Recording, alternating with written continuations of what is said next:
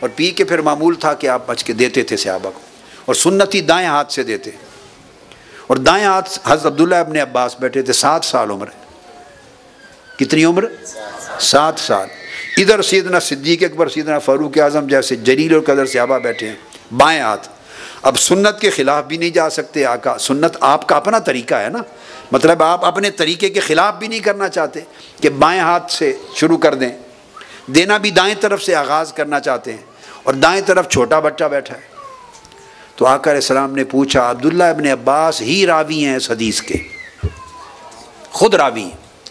پوچھا عبداللہ ابن عباس سے، بیٹے کیا آپ مجھے اجازت دیتے ہیں کہ یہ دودھ کا جو پیالہ ہے اس کا آغاز میں اس طرف سے کر دوں؟ بڑے صحابہ بیٹھے، اجازت مانگی۔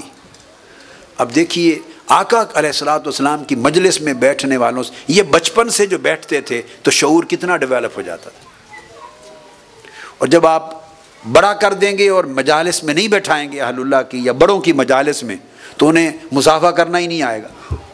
اب آپ بچوں کو کئی بار، یعنی جب میرے دورے ہوتے تھے، والدین کہتے تھے باپ پنجہ ملا قبلہ حضور ہاتھ ملا، تو بچوں کو سمجھ ہی نہیں، کبھی کسی بڑے سے ملایا ہی نہیں، محفلوں میں نہیں لائے، تو بچے اس طرح ہاتھ ملا دیتے ہیں، ایسے ہی کرتے ہیں نا، آپ سب گواہ ہیں کہ نہیں اس بات کی، یہاں کے بچے ایسے ہاتھ ملا دیتے ہیں، ناراض ہوتے ہیں کہ بھائی اس طرح نہیں، ہاتھ چومو اس طرح کو، بھائی اس کو پتہ ہی نہیں ہاتھ چومنا کیا ہے، اس عمر میں اب تھوڑا سمجھ میں آئے گا اس کو، یہ تو بچپن سے ایک عمل تھا، اس کو رکھتے، اسے بتانے کی بھی ضرورت نہیں تھی، جو آنکھوں سے دیکھتا رہتا بچہ، سنتا رہتا، وہی ہو جاتا، وہ وقت ہم نے گوا دیا۔ تو عبداللہ ابن عباس فرماتے ہیں جب آقا علیہ السلام نے مجھ سے پوچھا اجازت دیتے ہو میں ادھر سے شروع کروں، تو میں نے عرض کیا یا رسول اللہ نہیں، یہ قربانی تو نہیں دے سکتا، میں اجازت نہیں دیتا، آپ کے لب مبارک لگے ہیں پیالے کو، اور سیدھا پہلے کسی کو ملنا ہے، اور میری قسمت، میرا نصیب ہے کہ میں فرسٹ پرسن ہوں اس رائٹ سینڈ پر، آقا یہ جو نصیب ہے، خوش بختی ہے، یہ قربان نہیں کرتا، اس کی اجازت نہیں۔ تو آقا علیہ السلام نے پھر مجھے دے دیا پیالہ، اور میں نے سب سے پہلے پیا۔ تو مقصد بات کا یہ ہے کہ یہ ایک پیریڈ ہوتا ہے جب ان کی تیاری ہوتی، آپ اپنے ذمے آج سے فرض سمجھیں کہ اگر چھوٹے بچوں کو منتقل نہیں کیا تو ہم نے کچھ بھی نہیں کیا، جو کچھ آپ نے سیکھا وہ اولاد کو بچپن سے منتقل کر دیں، بچپن سے لڑکپن تک کا پیریڈ ہے، بعد میں ان کا قصور نہیں ہے، وہ بدل جائیں تو ان کا نصیب اور ماں باپ کا نصیب، یہ اللہ کا فضل، اللہ کا، مگر عدل نہیں ہے۔ عدل میں یہی تھا کہ جو بدلنے کا زمانہ تھا اس وقت محنت کی ہوتی، اور وہ ہر وقت ساتھ رکھنا، اپنے پروسیس میں ساتھ لے جانا۔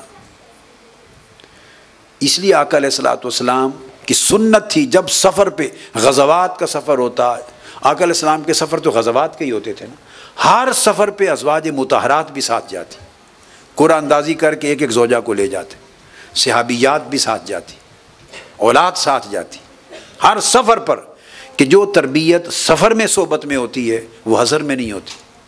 یہ وجہ ہے کہ حتیٰ کہ جب کربلا معلیٰ گیا سیدنا امام حسین علیہ السلام، تو کوئی سیر و تفریح کی جگہ تھی کربلا، کتنے تن گئے اہل بیت پاک کے، کل کتنے تھے؟ 72 نفوس تھے، کتنے؟ تو 72 نفوس میں خواتین بھی اور سیدہ سکینہ جیسی معصوم شہزادیاں بھی۔ اب آپ کے عقل میں، شعور میں یہ بات آتی ہے کہ جا کس لیے رہے ہیں، اور معصوم بچے وہ بھی ساتھ لے جا رہے ہیں، انہیں گھر چھوڑ کے جانا چاہیے تھا، کوئی بنتا ہے ریلیونس ان کو لے جانے کا، مگر نہیں، یہ سنت تھی، ہر پروسیس میں ان کو شریک رکھتے تھے، تب جا کے فیملیز شریک ہوتی ہیں اور انوالو ہوتی ہیں۔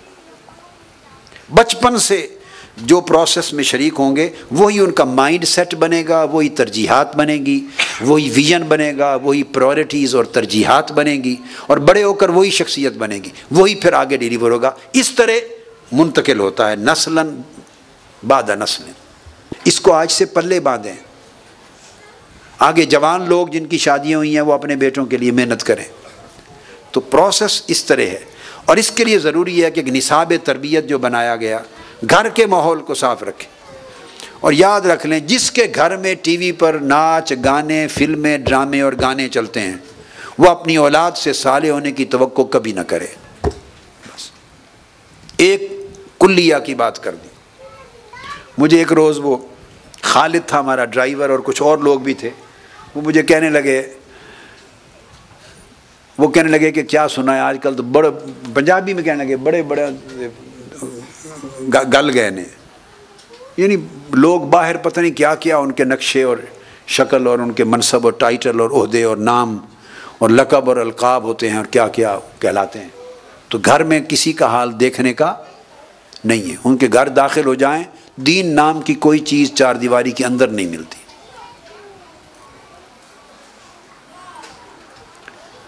اس پر سودا نہیں ہونا چاہیے, اس پر کمپرومائز نہیں ہونا چاہیے.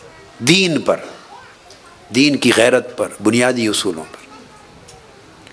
تو میں بار بار کہہ رہا ہوں, جو والدین گھر میں گانے سنیں گے, ناچ دیکھیں گے, ڈرامے دیکھیں گے, فلمیں دیکھیں گے, وہ اولاد سے توقع نہ کریں کہ نیک اور صالح بنیں. یہ ظلم ہے, ناجائز ہے. خود عیاشی کریں نظر کی, اولاد سے توقع کریں کہ نیک بنیں.